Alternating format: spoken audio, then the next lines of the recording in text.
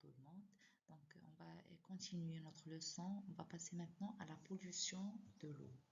Donc, la pollution de deux types d'eau. La première, ou le premier type, c'est la pollution de l'eau douce. Donc, qui dit eau douce, c'est-à-dire c'est pas مياه عذبة, ماشي مياه مالحة. D'accord? Donc la pollution de l'eau, ça correspond à quoi? Ça correspond au changement de ses caractéristiques, que ce soit physique, chimique ou biologique. C'est-à-dire, si vous avez l'eau normalement, il est transparent, il n'a pas de goût et il n'a pas d'odeur. Donc si jamais on sent une odeur, un goût ou il y a une couleur, automatiquement, c'est une eau polluée. Donc, il se manifeste aussi par des déversements de substances solides, liquides ou gazeuses, susceptibles de nuire à la qualité de l'eau et à la santé. Donc, si on rajoute des substances, que ce soit liquides, gazeuses ou solides, ils vont nuire, c'est-à-dire ils vont donner un effet défavorable pour la qualité de l'eau et donc pour notre santé. Si vous prenez avec moi la figure, vous avez la pollution des eaux douces, cas du bassin de Sbou. Donc au niveau du bassin de Sbou, on a deux activités qui sont à côté, une activité industrielle et des activités agricoles. Donc ces activités, ils ont rendu l'eau du bassin de Sbou une eau très polluée. D'accord? Donc pourquoi? Parce qu'il reçoit des eaux usées ménagères, que ce soit ménagères qui viennent des maisons. On a aussi l'activité industrielle et agricole. Donc là, ces substances organiques et inorganiques qui proviennent de ces origines-là vont modifier les propriétés physiques ou chimiques ou biologiques de l'eau et donc ils vont le rendre polluée ou la rendre polluée. Donc, pour les origines de pollution des eaux douces, il faut toujours, s'il vous plaît, il faut toujours se rappeler qu'on a trois origines.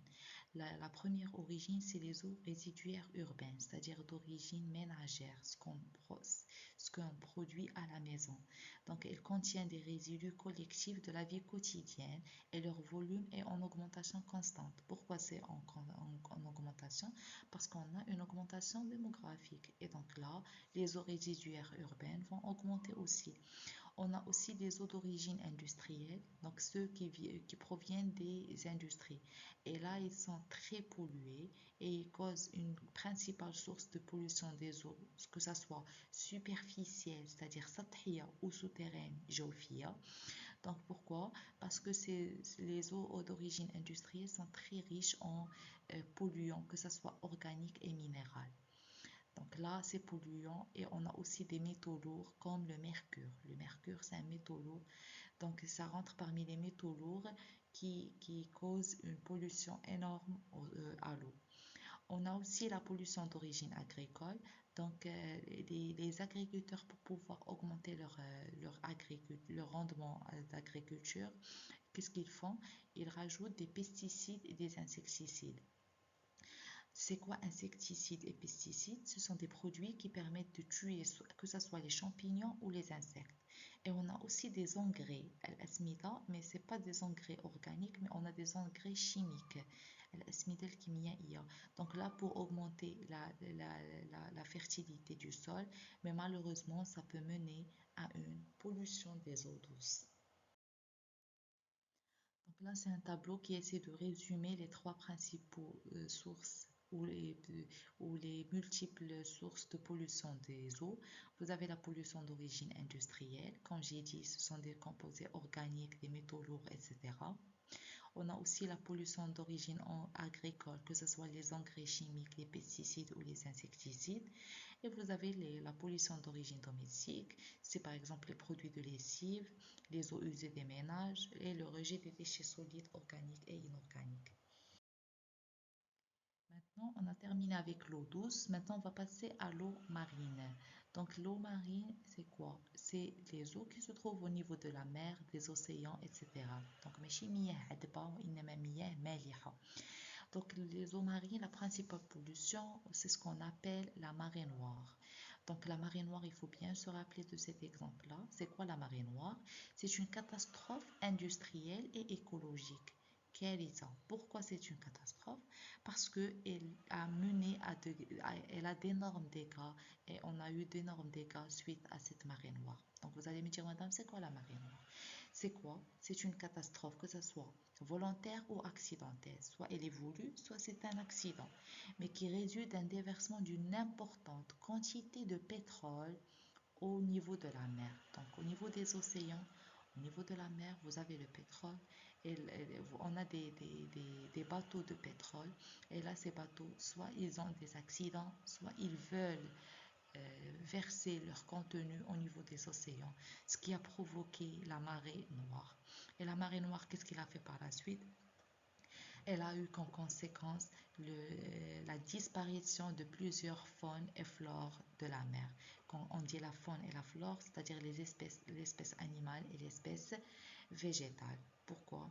Parce que suite au déversement du pétrole, on a eu une pollution des eaux marines et automatiquement, on a eu la disparition de plusieurs espèces suite à l'absence de l'oxygène parce que le pétrole n'a pas laissé le passage de l'oxygène et donc là, les êtres vivants sont morts suite à une asphyxie.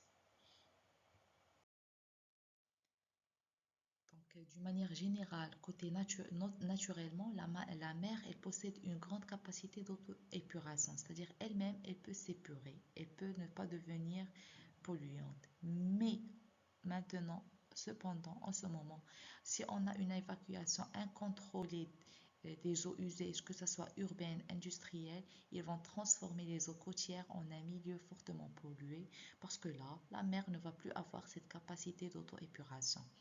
Et on a aussi les hydrocarbures comme le pétrole. Qu'est-ce qu'il fait? Il va à la fois provoquer des marées noires, causant de nombreux dommages. Donc là, qu'est-ce qu'il va faire? Il va rendre difficile l'oxygénation des eaux et il va consommer une grande quantité d'oxygène pour sa propre dégradation. Et la pollution empêche aussi la photosynthèse. Et qui dit photosynthèse dit on n'aura plus de matière organique formée par les végétaux. Et donc là, on aura un déséquilibre au niveau de l'écosystème. Et on a aussi des animaux qui sont tués ou intoxiqués suite à cette marée noire.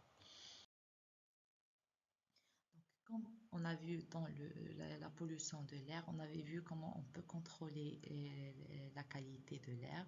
Aussi pour l'eau, on peut également contrôler sa qualité en effectuant des analyses physico-chimiques sur sa qualité. Donc si on a une transparence qui est supérieure à 5, la qualité de l'eau elle est bonne. Mais si on a une transparence qui est inférieure à 0,8, automatiquement la qualité d'eau elle est mauvaise. Si on a aussi la couleur, l'odeur, le pH, la température, le DBO5 et le DCO, c'est ce qu'on va voir par la suite. Il a une relation avec l'oxygène. Donc, on a d'autres critères sont évalués en laboratoire, comme la présence des nitrates, les phosphates, chlorure, sulfate, le DBO5 et le DCO.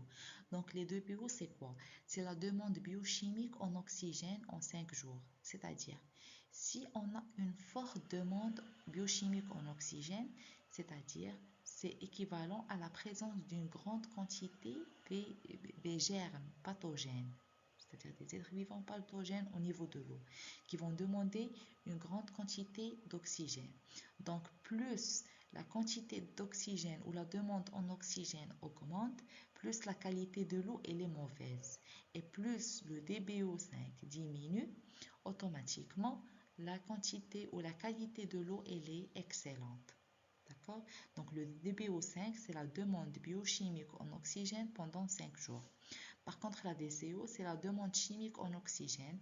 Donc là, c'est la quantité d'oxygène qui est consommée par des éléments chimiques. Donc, là aussi, plus la DCO augmente, plus c'est un indice qu'on a la présence de plusieurs espèces chimiques ou éléments chimiques.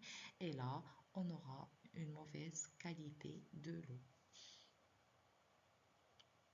Par ces bioindicateurs, nous avons terminé la pollution de l'eau et on va passer dans la prochaine vidéo à la pollution du sol. Merci. Si vous avez des questions, n'hésitez pas à les poser.